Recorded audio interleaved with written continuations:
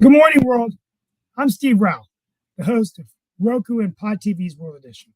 And on this show, we bring you news from all around the world.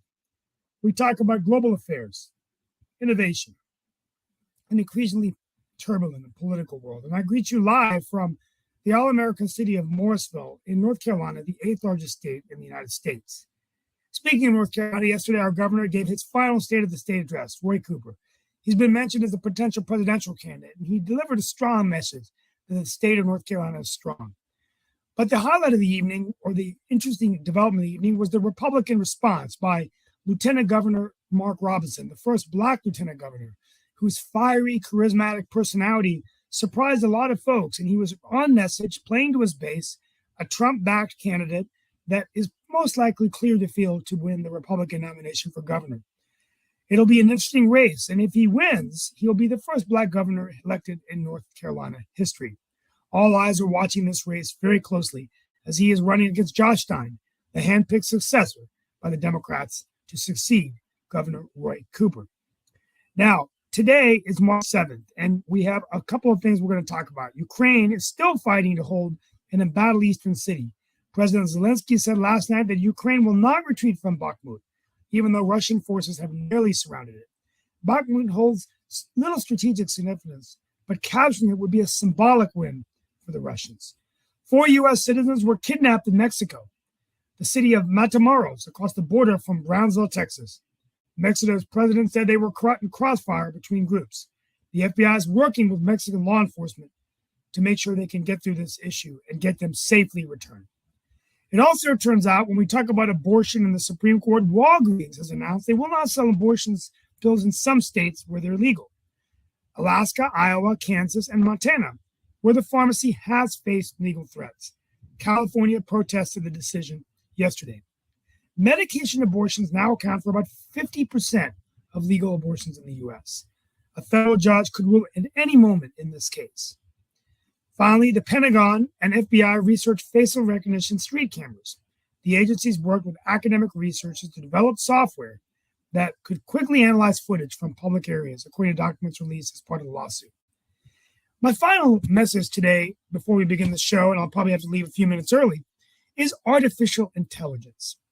This last Sunday on 60 Minutes was a fascinating show about Bing, Microsoft's artificial intelligence, the counterpart to Bing's Sydney, which seems to be developing a personality of its own, and also ChatGPT.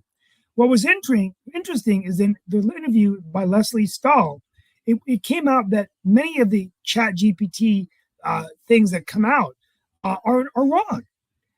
They actually, did a test and asked the machine if Kevin McCarthy was going to do a filibuster to stop gun control. And then the ChatGPT, within a matter of minutes, came out and made it sound like it was exactly the real news. This has led many people to be concerned in the industry of whether or not there should be a regulatory body similar to the FAA, the Federal Aviation Administration, or the Federal Drug Administration for digital technology. When asked this question on 60 Minutes, Brad Wilson, surprisingly, the president of Microsoft, said that he would be in favor of this kind of standards. It is quite scary that companies have been able to launch these artificial intelligence technologies without thinking about the ethical ramifications of such technologies, and also the dangerous impact it could have on not knowing what is true, what is not true. Things are hard enough as it is with the social media platforms we have in today. It's going to be interesting to see whether the United States Congress takes action on these issues, but I think this is an important issue to talk about on World Edition, wherever you are in the country or around the world. We're going to go ahead and get started. We welcome you to our show for an engaging and lively discussion. With me today is my co-producer, Mark Lee, radio celebrity in the region of North Carolina Triangle, and other guests who will be joining us today. Good morning. We got Don't we Dan have working. Dan Hey, good morning. I think Nick Pavetta is going to be joining us as well, and I think I saw Shaquille here not that long ago also, and hopefully he'll be popping in along with Lee Newton Rose. Hey, Nick, I do have a question because I was actually having this conversation with a friend yesterday. So, are you ready for your own personal assistant to be traveling with you? So, for example, if me and Dan get in a tit-a-tat, I won't have to answer the question. Y'all love oftentimes talking about how folks will put words in my mouth, but actually the chatbot will actually respond to whatever crazy things that Dan says and all along those lines. So I won't even have to. Well, or crazy things that Mark says, right? I mean, seriously. Oh, we won't need television people anymore, Mark. We're going to replace all of us with artificial intelligence. And it's just going to be chatting and discussing the issues of the day, as opposed to us discussing. Hey, speaking, for those of you who live in North Carolina, did you watch the State of the State yesterday? I watched part of it, in terms of that, but just like every. Unfortunately, I mean, Josh Stein is one of my close friends, but Yeah. I do think Mark Robinson spoke very well, and I think he's going to be a very formidable opponent. I mean, even though he's said some crazy things, he makes Donald Trump like a moderate. Oh, wait a second now. Crazy is, see, you're a liberal, right? I'm not a liberal. This Democrat, guy, Dan, yeah. First of all, this guy has no experience to be governor of North Carolina. A couple of facts about Mark Robinson for people to know. He's been bankrupt No, these are 3 facts times. according to you, right? No, Facts it's not. He's been according bankrupt 3 to times. you. He's not been able to hold a job for longer than, I think, a year or 2 years. He did serve in the military. He also has been defending pro-life, and it turns out that he paid for his girlfriend to get an Biden abortion. never had a job. Yeah, I mean, he sounds like a successful politician. Sounds like No, a but successful governor, you really politician. have to have experience. I mean, this guy doesn't have experience. Well, I mean, Biden's president, he's never had any experience. You don't need any experience. You don't need any experience on this job either. Apparently, Shaquille is hanging out at a nice little environment and all of that, but he's coming in to share his insights with us. Hey, Shaq. In the background and all of that, so he's having a good old time. So, I'm actually in North Carolina. Oh, wow. No way. Oh, how nice. No way. You're in Charlotte. So I'm in Charlotte Airport, yeah. So I sent a message to Kimberly saying, hey, I'm here until midday. Yeah. But of course, I didn't realize how far Raleigh was from Charlotte. Raleigh's not close to Charlotte. No, Are you leaving from Charlotte to go somewhere else? Are you leaving I'm to on go my way back? to New York. I'm on my way to New York, and then probably Dubai. So yeah. Dubai. So I'll wave at you guys as I'm flying over. Let's see. We have some interesting news coming out of Australia. Oh, sorry. I spoke too soon. There isn't anything interesting coming out of Australia. So well, I'm sure there is. I can assure you. Yeah. Tell us interesting coming out of Australia. Well, I did find your thoughts on artificial intelligence to be quite interesting, Steve, because chess players are like into it because a lot of the best chess player in the world today is a bloody computer, that can beat everybody, including the world champion. I mean, I think it's interesting, though. It was a really fascinating program, and I think it really makes people wonder. I mean, think about it. If you're in the pharmaceutical industry, you don't just offer a product without thinking about the consequences, the adverse effects, the clinical trials. Sure they do. Hey, sure they do. Look at the COVID vaccines. Look at the media. They throw stuff out. But it had to go to the FDA, Dan. It had to go to the FDA. They never were officially approved. Yeah, the thing is, the technology industry historically announces things that aren't developed yet, saying, hey, we're going to have this out by then and all this other stuff. I mean, who does it? Elon Musk does it. Bill Gates did it. Or we're going to do this. They've been warning us for like 30, 40 years that artificial intelligence is going to take over the world. And what I could say is, given how dysfunctional the people in charge are, I think it probably makes sense that most people will say, you know what, put the AI in charge instead. It mimics artificial. It couldn't get worse. Artificial intelligence is a bad word for this. It should call mimic intelligence, because what they're doing is stuff that's been done for years. What you do is you aggregate certain sites, and then what you do is you go through the keywords and you put them together. They did that when, I don't know if you saw the trivia contest, when they had the IBM machine versus John Rutter and Ken Jennings. All the machine was doing was aggregating sites, assigning probabilities, and then spitting out an answer. So when you look at it, it's not really intelligent. No, but the question I've got for both, It's hold on a not second, conscious. Nick, It has answer no the ability question. to think. No, All it does is Not sentient. all we do is it looks like us. It's intelligent, but that it's not intelligent at all, and it's not artificial. but Nick, the question Right. that has been raised, and it actually was a question that one of the companies that I have done work for and still continue to do work for, is that so far, and I did say so far because they might be changing this. Shaquille invests in a lot of things, so maybe he can tell me about what they're doing in that space. But so far in the testing world, they are not able to address nuances. Like if it's a question like, 2 + 2 = what? Most people know that is going to equal 4 unless you got some kind of crazy math going on and all in that space. But if it is a question that requires you to have an interpretation of what the answer can be, and it can be multiple interpretations that are correct, the bots aren't able to do that as effectively, because we actually got tested. We didn't know we were being tested, but we got tested against the bots, and we found out later that we were, and the humans actually somewhat won, because that's why I still have the job that I have, because they were like, there are certain answers that the human will understand, that the computer is not going to understand. But that is one of the issues, is human nuance. Yeah, and they have limitations. They definitely, Mark, they have what they call language limitations right now. See, they can perform really well on things that are finite, like chess is 64 squares, and they Right. have finite moves, etc., and then they can calculate. All right, now, but when it comes to words, etc., and interpretation, they're really, really poor at it. And what they're doing, it mimics intelligence, because to a person who doesn't observe it correctly, it's pulling keywords throughout the internet, pulling things, aggregating them, and coming up with a structure. But it's definitely not artificial intelligence. True artificial intelligence would be able to move it to a different level and actually have the computer make modifications based on more information that comes in. And generally, it doesn't do that. So it more mimics intelligence, which would be the correct thing, not artificial intelligence. Yeah, I think that's right. It's And- not and- sentient. It's not Yeah, right. sentient. And it's going to take Not a while sentient, before right there. it's going to take quite some time before people really do have to worry about their progress being made. But right now, this has nothing to do with that. These are just the tech companies trying to tout their stock. That's the bottom line.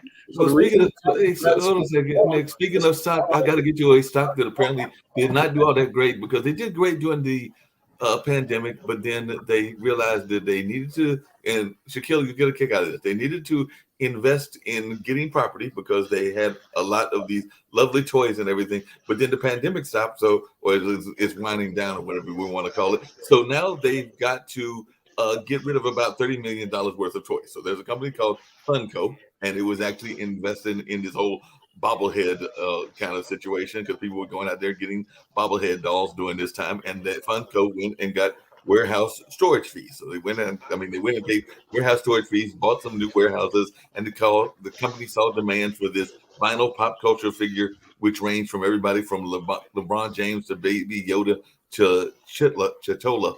And they definitely had a spike Chitola? when the pandemic that it had to rent extra warehouse space. But with demand for its toys now waning, the surplus inventory has become a major money loser to the toy firm. So they have reported a loss of $47 million in the fourth quarter, down from a profit of $17 million in the same period of 2021. So they are eliminating $30 million worth of their popular toys. So they're just going to get rid of these 30 million toys. Who knows? They'll probably be in a landfill somewhere. Well, what they should do firstly is donate them to charity, because they get a full tax deduction on that. Secondly, how much money did they make selling those bloody things? Apparently, during the fourth quarter, they reported a loss of $47 million. They had a profit of $17 million in the same period of 2021. So yeah, apparently they made some killings during the time that they were out there. And like you said, they're little toys, little crazy things. But yeah, they made a killing during the pandemic. Wow. What do you guys think about the situation in Mexico? You been keeping up with it? Well, do tell us, Steve.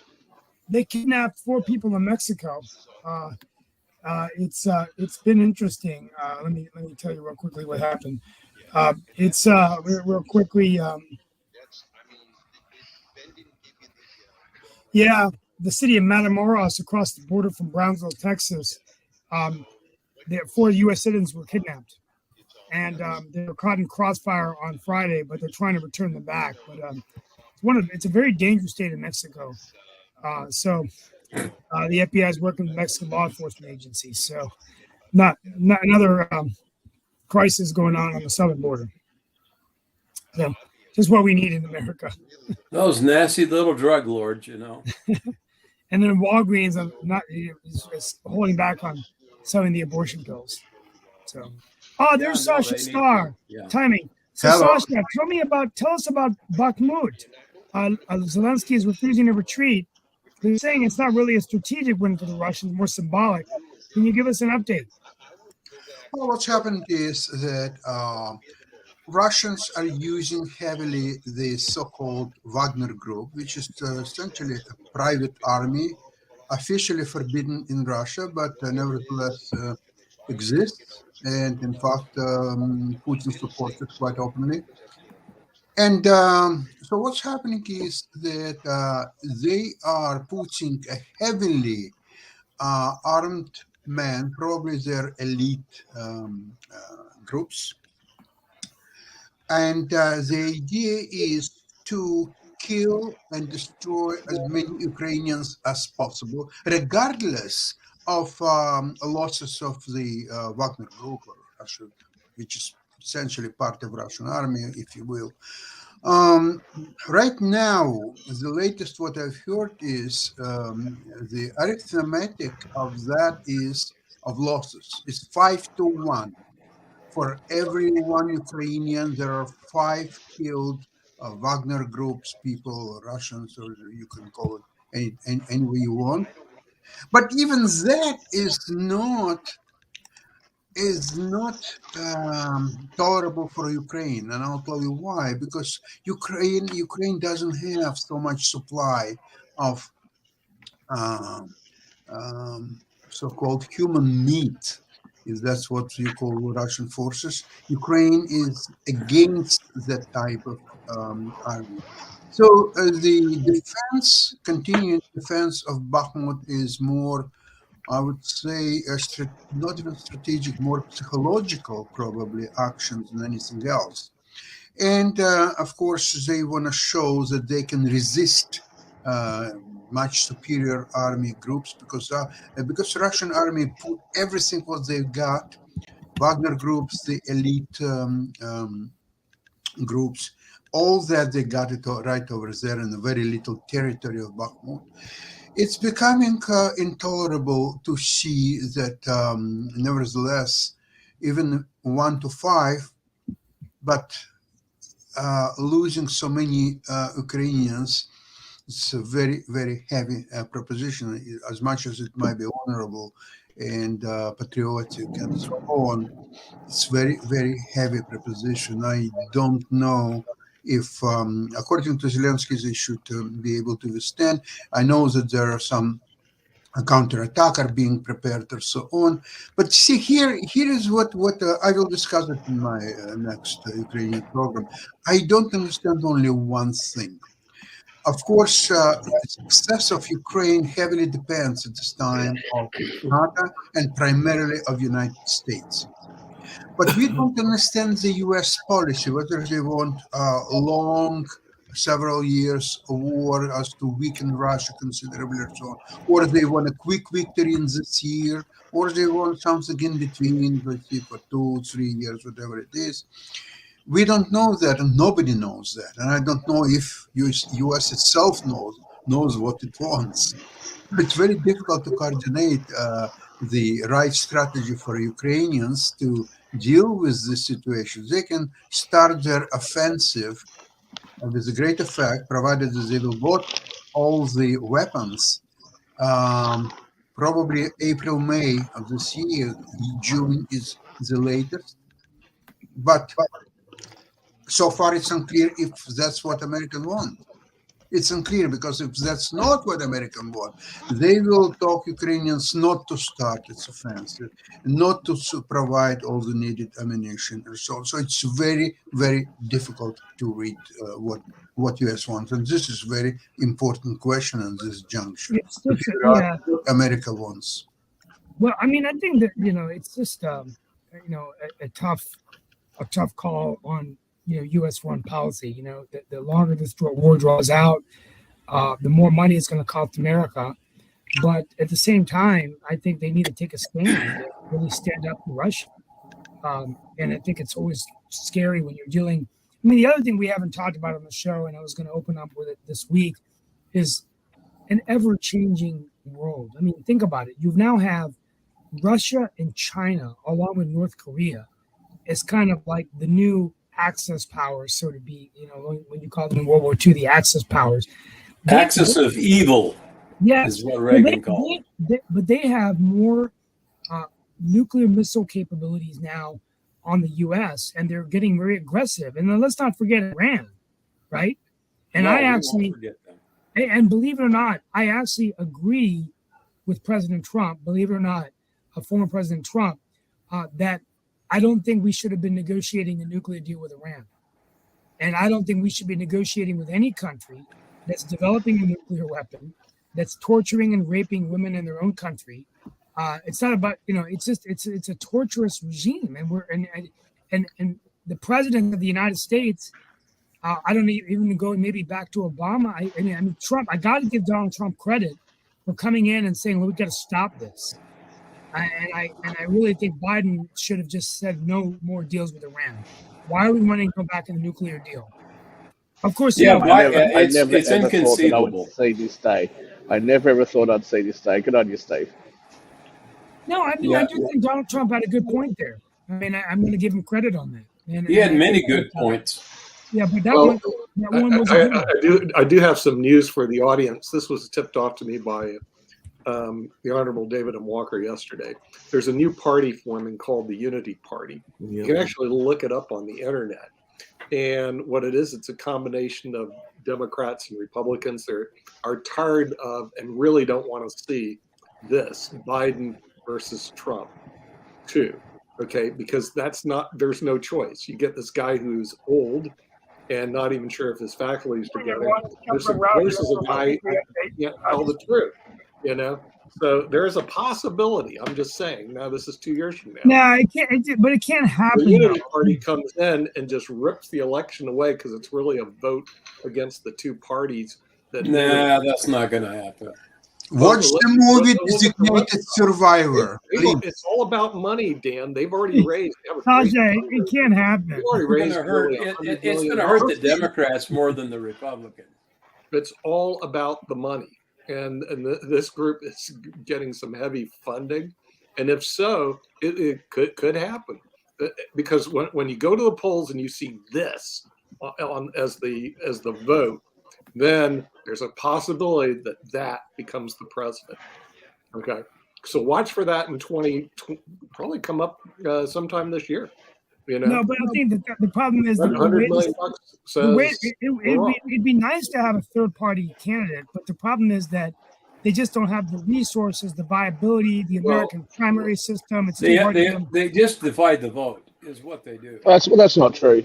That's not true, Steve. Other countries have There's done some big money behind this party, my friend. Other countries. Steve, other countries have done it. There's a lot of money rolling around this country. I don't see any reason why that can't be done.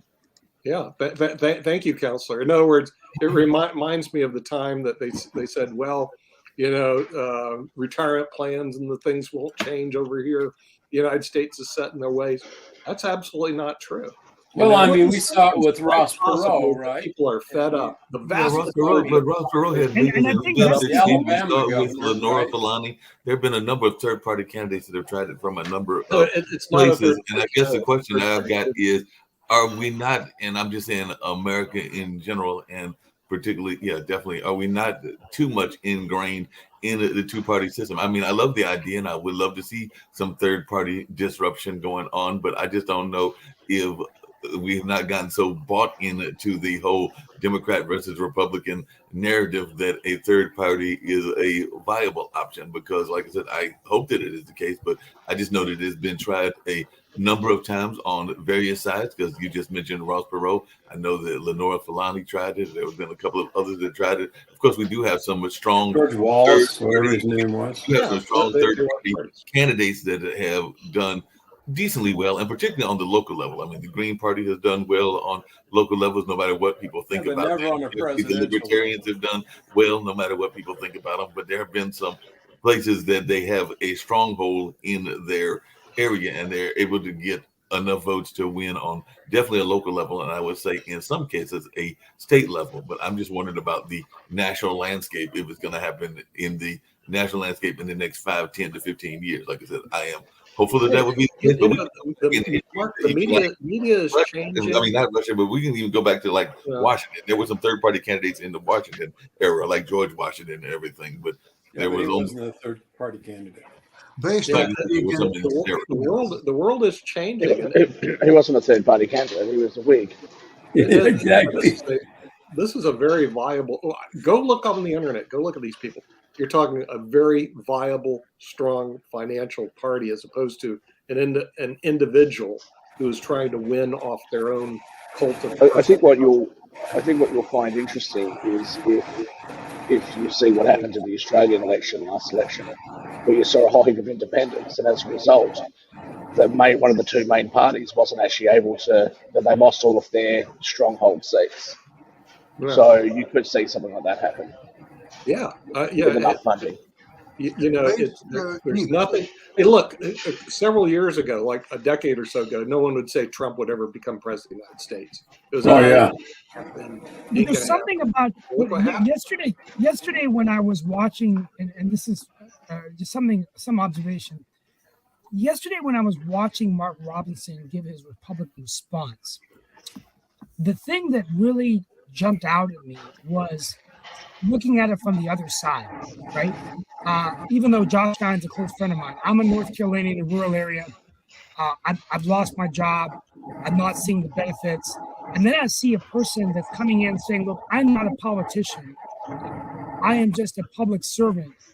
And my story is very compelling that I grew up poor, one of 8 children, all this stuff. It's almost like a Trumpian kind of populist message that I think really resonates with people. And honestly, I think that's going to be Josh Stein's biggest challenge, Nick, is that Stein now, even though I think he's great, looks like kind of this pretty boy, Dartmouth and Harvard guy that hasn't really gotten his hands dirty against this brawler that could be the first black. I mean, Mark Lee, what do you think? I think Robinson's dangerous.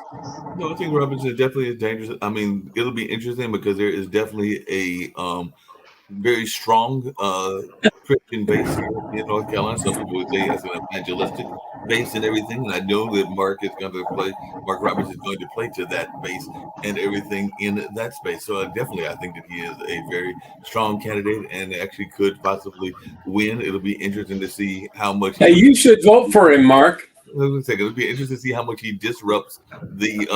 He's a brother. You need to vote for your brothers. I mean, you know. Like I said, that you don't always, as Shaquille and others say, will let you know, you don't always vote for people that are just of the same skin color or everything. You also have to look at the issues and how they feel on the issues and how it fits in with my own thought patterns. And there are some things that he might say that I don't agree with. But I will be interested to see. That's really funny, Mike, because I will be interested to see what he does 2 years ago you told me the opposite about to why should the African American churches, because a lot of the African American churches are historically going Democratic, and whether that is to their own detriment or not, there's been conversations about some of the folks that voted against certain rules around abortion and whether that was voting against their interests. And that is an argument that I've heard from some women politicians and women activists. So it'll be interesting to see when he goes to the churches, whether he can have the same kind of appeal that, say, a Reverend Barber does, because Reverend Barber definitely goes there and has a strong appeal and everything. But there are some very conservative churches here in Durham, and even though Durham is very much of a liberal town, there are some conservative churches in both here and in Raleigh. So I will be interested to see whether he picks up some key endorsements from them and if they deliver their congregations, because they deliver their congregations, and those congregations are mega churches that could definitely swing a lot of those. Yeah, but churches are supposed to stay out of the politics, right? They're supposed to, but they don't. Well, well, there are some that do. If you're implying that Mormons don't get involved in Utah politics, I've never been to Utah or Wyoming, but I would just find that hard to believe that they don't have some folks that are not involved in one way or another. But like I said, I've not been there, and I've never been a Mormon, so I'm not going to say that that is. We can change that, Mark. We can change. I had a very close friend that became a Mormon, so like I said, nice try, but that's not happening. So, Mark, let me just, so I don't want to say it because I'm sitting here in the middle of an airport, but let me just ask you something. Are you suggesting then that the secularism that was brought about in this country by the French, that's not exactly the same sort of religious belief that controls government? I'm sorry, what was it? Being forced to not believe in anything? I'm sorry, what was the question, Shaquille? That's right, I'm not going to repeat it, I'm at the airport. He talks about secularism brought over by the French, and whether that's been an influence in the way we view our political life. I've already, well, I think I've answered that question before on several other shows, which I am not a big fan of what I call blind voting and everything in that nature. Because I do think that doesn't have to do with secular or Christian or a number of others that they can we bring Leon to the power groups and the special interest in all in that line. So that Mark, there are some secular groups that do that, and there are some Christian groups and other religious groups that do it. I've seen it among some of my Muslim brethren, as well as some of the folks that I know that practice Buddhism and some other kind of religion. In voodoo, right? Mark, can we bring Leon? He's been sitting back there for like 20 minutes. Well, like I said, I was multitasking. No, he said that he was just listening today. Did he? I must have missed that. Yeah. Mark, also send the live link. I've been getting emails and people haven't been getting the live link the last couple of days. Yeah, I'll do that and everything. Sorry about that. And I was actually trying to get a gentleman on that was running for governor, but he's having hard times with his phone. So hopefully he'll join us shortly. But Shaquille, you'll be interested to know there is I want to say he's a Republican, but he is running as a strict independent. He's a transportation guy out of Sophia, North Carolina. But Richard Stanley, I've met on LinkedIn, and he wants to run to be governor of North Carolina. It's one of them long shot candidates that we're talking about. But in the first email I got from him, he said that he had to raise, I think it was like $2,000 in order to get registered in all of the ballots here in North Carolina. So he, like I said, I'm trying to get him to come on, but he says that he was interested in being the governor of North Carolina. And as Steve just put it, there are two strong candidates. So the fact, I don't think Richard Stanley stands much of a chance, but stranger things have happened. Well, why do you think I'd be pleased about this? Just because it's somebody that is outside of the political norm and is doing something that is determined to run despite the odds. That's why. Yeah. I'd like to remind everybody that in Canada, there are now for at least 50 years a three-party system. So we have equivalent of Republicans, which are Progressive Conservatives, Liberal Party, and NDP, it's a New Democratic Party. Okay? So or socialists, yeah. Yeah, sort of. And they never, ever getting more than, say, 20% of votes, most likely 12, 15. I think once they had 20, even 22 or something. So what's really happening here is that they are taking part of the electorate from conservatives, from liberals, and they're using that. They don't. I remember the debate. Sounds like our squad. I remember a time when Stephen Harper was still by far our best premier minister, and he had debate with liberal before next election, liberal and NDP leader. And when the question was to NDP leader, and he started to talk about his policies or something like that, and when they asked Harper to comment on that, Harper says, I envy the guy. He could say anything what he wants because there never be a time that he would have to deliver on his promises. So therefore, he's in a league of his own. He can say everything what he wants. Well, we've just had a new prime minister elected last year. Yeah. 7 out of 10 Australians voted for somebody else, but we've ended up with him anyway. And based on that incredible result, he has decided that he's got a mandate to change our superannuation fund, which is our equivalent of your pension fund rules. And they're trying to tell us that it's a modest change. Guess what the modest change is? They're doubling the tax rate. That's a modest change. You know, I'm sick and tired of being lied to, sorry. So what should Oh, we come on now. That That's the way the game is played. in my You should get used to being lied to. You're lied to every day. What I'm saying is that this so-called third party, NDP, is not really in a position to govern, never, unless it's maybe some local level, maybe even as far as provincial level. Okay, they can win election or two, but federally, absolutely no chances. But they are making deals. Once election is over, let's see, nobody got the majority. So they're making a deal with either one party or the other, more often with liberals. They're making deals. That's why liberals, unfortunately, will rule for the next 235 years, simply because they're the whores, right? I mean, they always have a majority. Is that a fair system? Like is that a viable system? I don't think so. Hey, Steve, I've got a question for you, but it's actually, I hope Nick pops back on as well.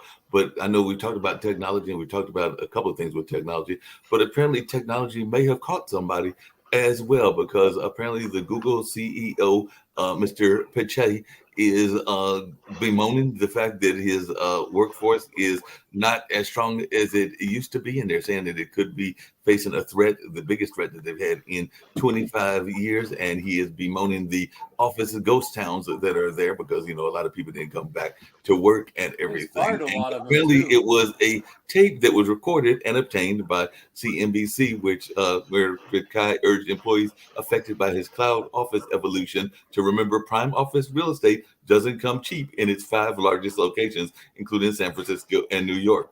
There are people, by the way, who routinely complain that they come in and there are big swaths of empty desks. It feels like a ghost town. It's just not a nice experience. So apparently he is under those pressures to get people back into the workforce. I'm a firm believer of it. I mean, I sometimes I'm more productive on working in a hybrid environment where, you know, I'm a part of the firm, so I meet with clients, but we don't have an office anymore. And then when I'm at home, I'm either doing this or my political stuff. But I do like the fact of going somewhere else every day. I don't believe in working from home all day. I just don't think it's a good thing. You need some human interaction. I hear what you say. Well, you know, I trade. You know how lonely that is? I'm up all night by myself, looking at the computer screen. Speaking of trading, that's what I don't think I have any social issues. But I find that I can pace myself. So when I get tired, I can take a quick nap and re-energize. I can take a quick break, and then I feel refreshed. And then rather than if you're in an office all day, how much productivity are you really getting in an 8-hour day if you're not in your own environment? Shaquille and Sasha, both of y'all are in the investment space. So that's what I was getting ready to say, because they said that if you take away the Google search engine revenue, more than half of the group's $282 billion in annual revenue disappears. Subtract YouTube from the remainder, and what's left is essentially a mismatch of loss-making activity. So Google's hardware business, including its Pixel mobile phone, its Nest Home products, and its Fitbit, don't move the needle. So are we looking at the collapse of Google? Because apparently it's also about to begin shutting down its Stadia video game streaming division. And to add insult to injury, the YouTube boss, Susan Wojcicki, is stepping down. So does this mean that we're about to have the collapse? I think the more interesting question is going to be what the result is of these congressional inquiries into censorship on tech platforms, which has been going on over the last week or so. I'll expand on that tomorrow when I'm in a bit more privacy. So what's your thought, Nick? Are we good? Is Google about to collapse? You know, they are part of the powerful FANG and everything. So what's going on here? Google has too much power, too much money, and the only way they're going to be limited is the antitrust suit against them and breaking them up. Because if you look at the market between Google and Microsoft, they basically control the search market. So you have two companies that control one particular market. How they let that happen, I don't know. But they did. And Yeah, but that's where the antitrust suit could come, Nick, where they could force them to allow everybody to access that, or they could break up the companies. Pull them down a little bit. We do have another interesting thing in the media, which is the Fox News, which was sued for $1.6 billion for defamation because they were arguing that they were saying that that one of the electronic voting systems wasn't working, and then after proof after proof after proof that it was working, they continually to mislead their. Oh no! That's not exactly how it works. First of all, it's owned by Murdoch, some bloody Australian. They love to mislead the audience. They did routinely, and they rightfully got sued for $1.6 billion because all they do is lie. They're like CNN, but they lie from the right, and the right people don't want to acknowledge the fact that what the facts. And they don't want to go to court because then they're going to be exposed. So they're leaning heavily on the First Amendment. But we have freedom of speech to lie. Being more than a bit unfair. So that's not even Nick, that's not even the complaint. The complaint isn't that they lied. The complaint isn't that they lied.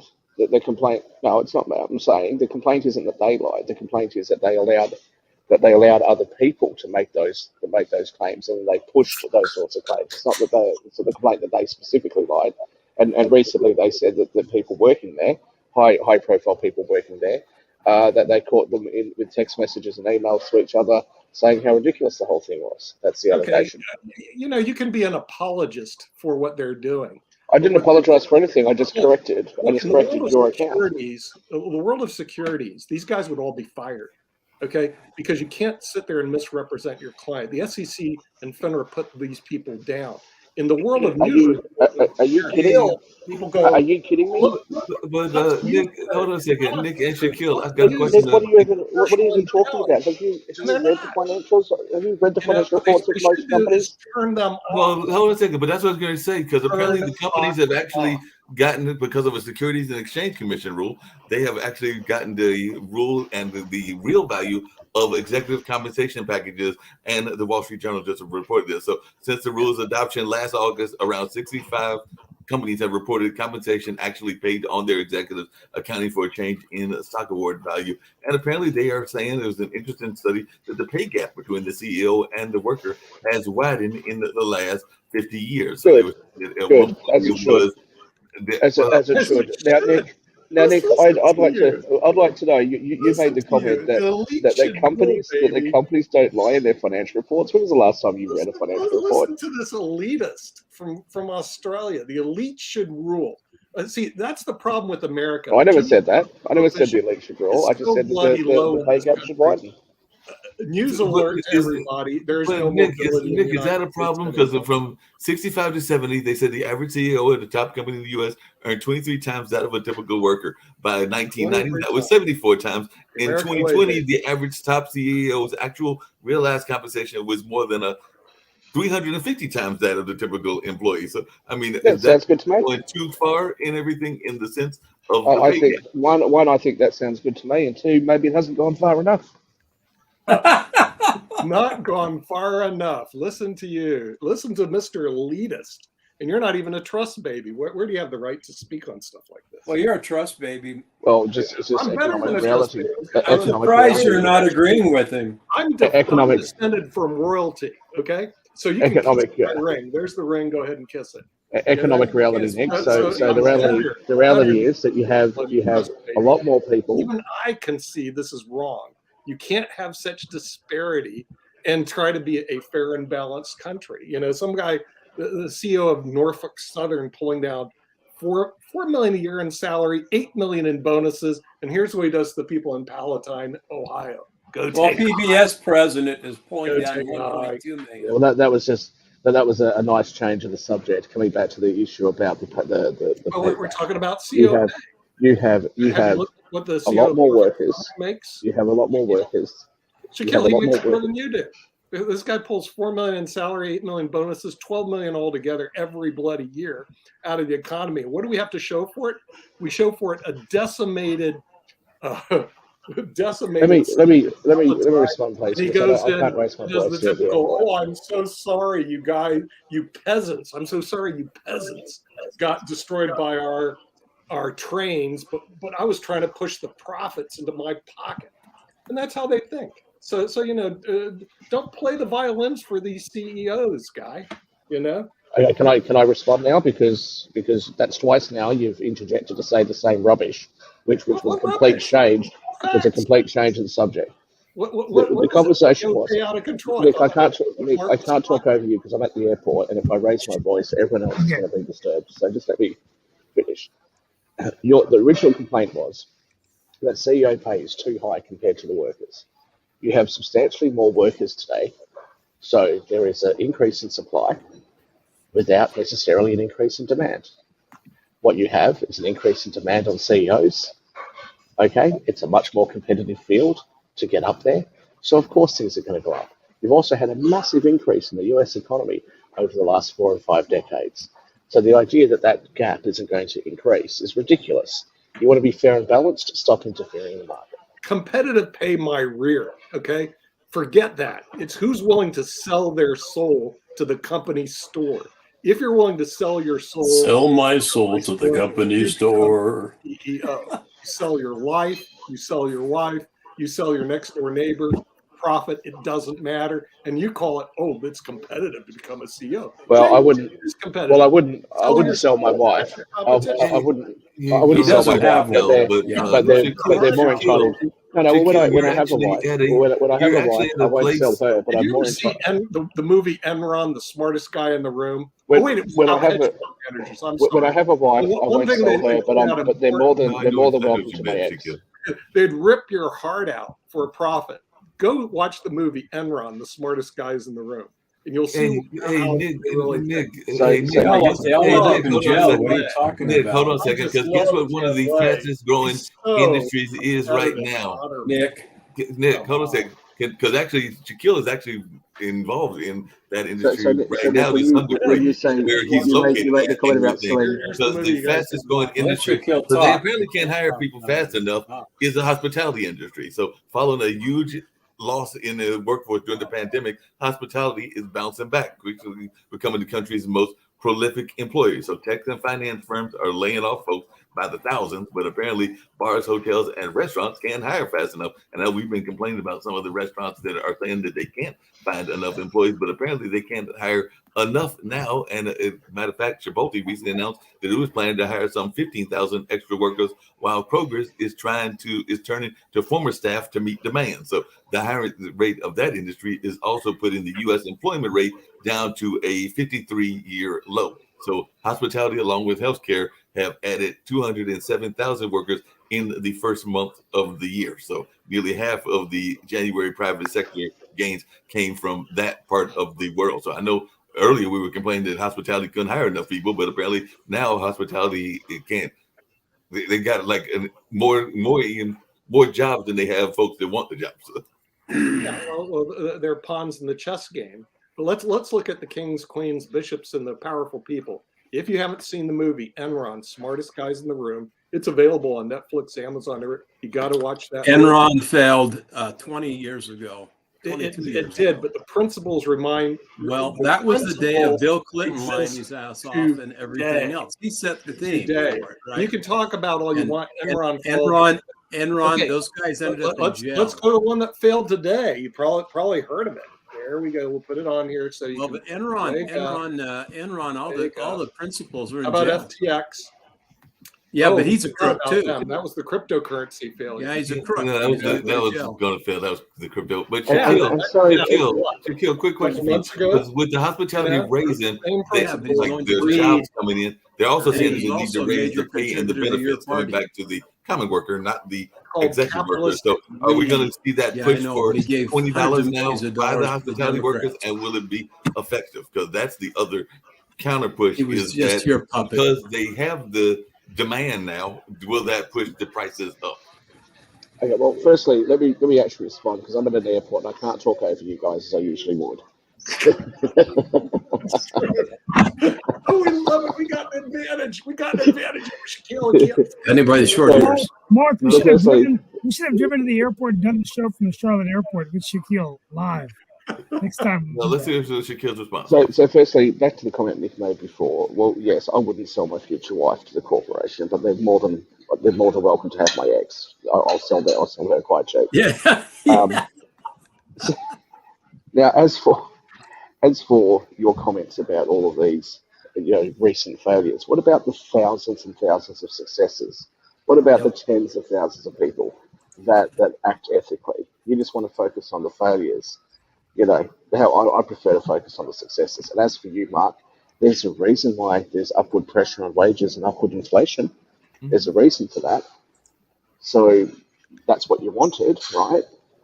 There's more demand, less supply. The prices go up. Like I'm not coming up with some brand new economic theory. No. And somebody has to employ the people, right? And that's why. Oh yeah. There was another company that. Oh wait, Purdue. It was selling oxycodone all over the country, resulting in 100,000 deaths a year. We shouldn't talk about that because they employed a lot of people, didn't No, they? you can list all those companies, but how about you go through the Russell We should 2000 and name the other 2,000 companies that haven't on been? Republicans. Let's worship the Purdue company. I don't think because the Republicans are worshiping. they employed a lot of people by The selling Democrats were covering oxycodone all them, over the and place. Purdue is giving as much to the Democrats as the Republicans. Well, blame both parties. I don't. Yeah, I will. The thing is, if you Hey, sit and there- Sasha and you sit Shaquille, there I and do have say, hey, another the CEO economic got question paid that I was well, going to ask. and we should respect the CEOs. They work their way No. to the top. Let's go look Speaking at of Purdue. CEO, Sasha and Shaquille, I did have another question about another industry. You heard me ask about Google, and I'm not doing stock. I probably should be doing stock. But is Tesla in trouble? Because apparently Tesla has announced another price cut to two of its most popular models, and they're saying that the Model 5 sedan is selling for $5,000 less, and the Model X SUV is going for $10,000 less. And so that is an electric vehicle company. I know a lot of people were very excited about electric vehicles and all of that. But once again, Mark, Mark, once again, this is not some brand new economic theory that I just came up with in the last day. It's normal supply and demand. Of course, Tesla's Right. going to drop its prices. There's a greater supply of electric vehicles in the market than what there was when Tesla first started. So of course they have to be competitive by reducing their prices. Yeah, I So we don't think we are talking about all electric vehicle market as a whole, and I'm following some of their stocks. For example, like this stock NIO. It's a Chinese electric vehicle company. Many others, and although they're increasing production, the production is going higher and higher, but their numbers still don't make any sense. They're still showing losses, and there is no foreseeable future. There is no way that they will ever become profitable. Maybe someday, maybe in 15 years and 35 years, or who knows? But right now, in next year, 3 years, 5 years, there is no visibility of them becoming profitable. So it's becoming like a crapshoot. You just buy a stock and you hope that it will move higher and you will sell. There is no no fundamentals in which any investor should look at their stock. Even Tesla is doing extremely well because they became number one car seller, not just electric, but any car seller in California. So that's quite an achievement that shows. Not organically. That was because somebody said you must buy these. I think that might have something to do with it. But Sasha, let me ask you: when I finish in New York tomorrow, should I come up to Toronto and go to the casino with you? Is that what you're suggesting would be a better plan than buying Neo? Yeah, that's a great idea. Okay, so that's where we are with. Or you could fly back to Utah. I don't have time. I've got to go to Dubai and then come back. Shaquille, I would recommend you to fly to Toronto as late as possible in your trip, so the weather will be better, warmer, and more hospitable. I must say the weather here in Charlotte, at least inside the airport, is a lot warmer than what I've been getting in California. California was actually really cold. Yeah. Yep, it's getting New cold. York It's is gonna supposed look to be about quite spring, cold, like so it's like 70. It's going I'm to going get to be at cold this United. week. I'll be at the United Nations this afternoon, so hopefully the weather will be a little bit nicer there. Then I'll be over in Dubai, and then I'll make my way back to the US.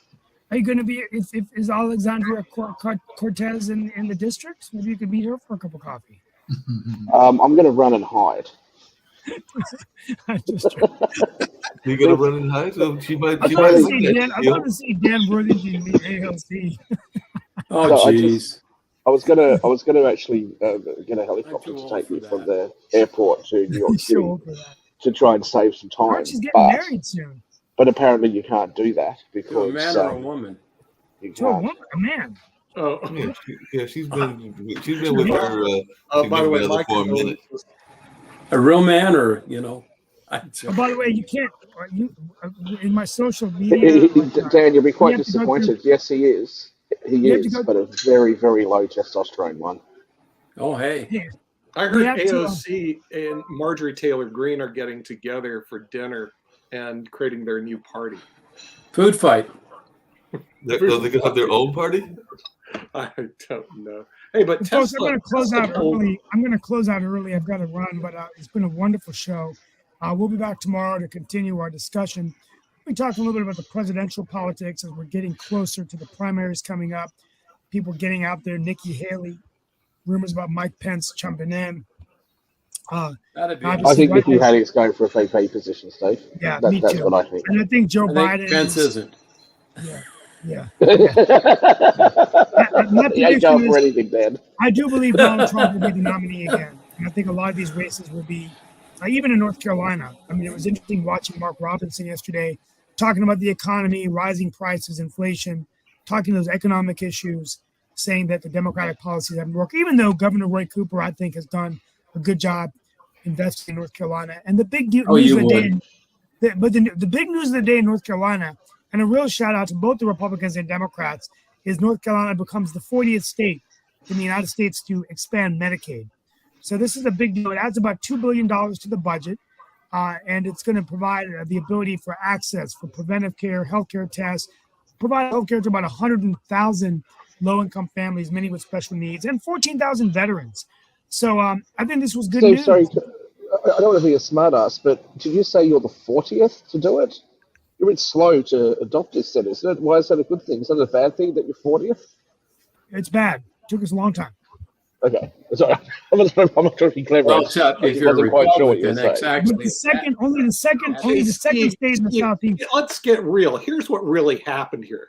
The stupid Republican Party here goes, we don't like Medicaid because it benefits poor people, because they don't want to benefit the elite. We got that. Really? Is that what they said? What they did is they slowed the progress of Medicaid coming down, because remember, Medicaid benefits poor people. well, but and remember, we don't want to Medicare and benefit Medicaid poor are going people. We broke. only want to benefit the rich. You know, there's a reason for that, right? CEO pay is high, even though all they do is rob Okay, people. so what's happening to that's what Medicare and happened here in North Medicaid? Carolina. Nick? And What's Yeah, happening that to sounds- Medicare and Medicaid, Nick? Nick, what you've just described sounds fantastic. Maybe I should move here. What is happening to Medicare and Medicaid right now? Well, Medicare's gone broke. We've gone over that, Dan. Yeah, exactly Medicare is my going point. Medicaid Medicare is will go the broke same too. thing. Okay. Right. Right. So why would you be in favor of increasing Medicare benefits Because at this point? the money has already been allocated. In other words, it's like this: either North Carolina takes the money, or they give it back to the federal government, who will then, of course, squander it. No, take it. Places like Utah. Take it. Oh yeah, No, take take it. it. Take it all. But the Republicans, in their stupid mind here, go, well, we don't want to take the money because we're against Medicaid. Fine, go to Washington, D.C., but don't sit there and make the poor people here in North Carolina suffer. So they finally figured it out. It took them a long time because they're slow. Well, let's just make it go They're broke slow sooner, people, right? and they listen to Fox News. That's the reason it took so long here. So just So tell it let's- how it is. let's Nick, I just- tell you, it sounds, Oh, I it just sounds did. fantastic. It sounds fantastic. Maybe I You're a should try and politician. move to You North have to be nice. Carolina, right? It sounds I mean, great you what you've should described. check. I mean, Look, so if you're a look, Steve has to be nice to multi-millionaire, both so parties. Right, you're safe. I'm Well, not a folks, citizen. it's so that you're safe. time. I gotta go. Gotta do the work of the people. Thank you all so much. Work of the people. Be safe. And remember, we didn't do the Women's History Month. Tomorrow's International Women's History Day. So we'll be talking about women, and we'll be talking about other things. Okay. Well, on that, that's the reason I'm attending the United Nations. You'll be very pleased to know, and that's the reason I'm going to Dubai. You'll be very pleased to know, because I know many of you think that I don't support these things. I'm actually going to the United Nations specifically. I think you support it. I support it. It's great. Oh, I definitely think you support it. Good job. All right, guys. Thank you. See you later. God bless. And don't forget to go check out Sasha's Russia-Ukraine show, and also we'll have later on in the Thursday, even though I'm doing the pre-record for it, Wynn's show around disability advocacy, that being Wynn Charles. But that show will air on Thursday at 11. But right now, Sasha is about to do his show.